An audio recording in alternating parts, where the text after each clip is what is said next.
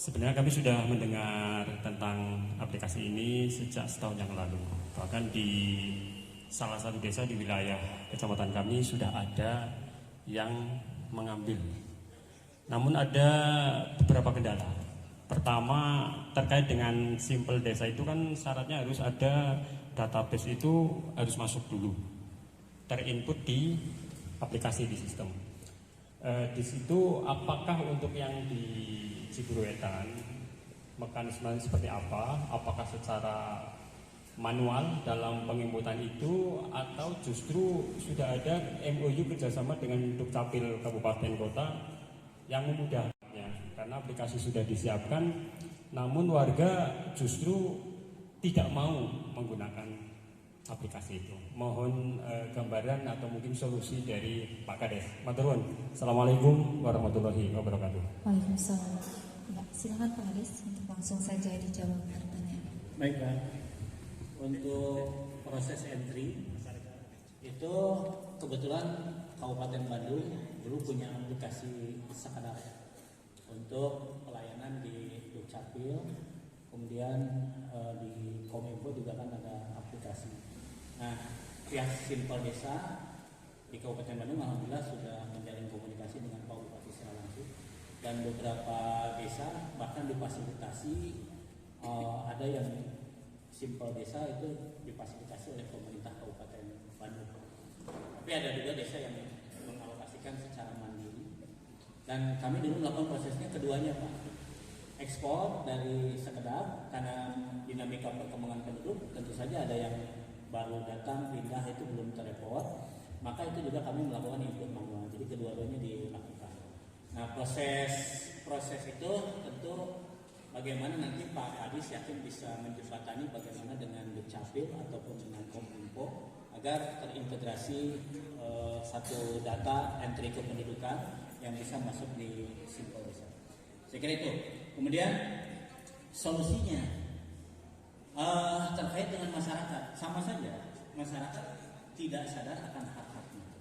Tapi kalau kita berpatokan bahwa layanan ini berharap keseluruhan, maka saya kira itu bukanlah hal yang bijak. Tetapi kewajiban bagi desa adalah menyediakan fasilitas untuk menjembatani dan meningkatkan kapasitas daya saing digital masyarakat, atau menghantarkan masyarakat untuk hidup di era digital sekarang. Artinya, apa yang diberikan oleh desa adalah ikhtiar terbaik atas kesadaran ingin memberikan pelayanan, memastikan fungsi negara hadir menjembatani kebutuhan masyarakat. Problem mereka tidak memanfaatkan itu pilihan. Karena datang ke desa ini kita tidak bisa larang orang yang datang ingin membuat proses seperti biasa. Tetapi juga kita menyediakan pilihan bagi mereka yang ingin dipermudah dengan konsekuensi harus memiliki kapasitas dalam penggunaan piranti digitalnya. Nah, desa untuk itulah harus bekerja secara kolektif. Kami kebetulan punya radio komunitas, punya 10 pewarta, kami punya kadus, kami punya para RW, kita punya PKK. Maka minimal berangkat dari mereka semua di awal ini memakai aplikasi Simpel Desa, memastikan keluarga dan keluarga terdekatnya mendengar dan menggunakan aplikasi Simpel Desa. Di tahap berikutnya adalah secara umum publik melalui informasi web, membuat banner, kemudian propaganda seperti tadi, kita lakukan secara maksimal. Kami mendapatkan data bahwa tadi 3.000 lebih menggunakan layanan Simpel Desa. Dari mana Pak Kades? UMKM kami pada saat akan mengeluarkan program bantuan di era COVID, kita mengeluarkan keterangan usaha itu 3.000. Dan mereka diproses semua lewat Simpel Desa. Yang datang ke desa ataupun yang dari rumah.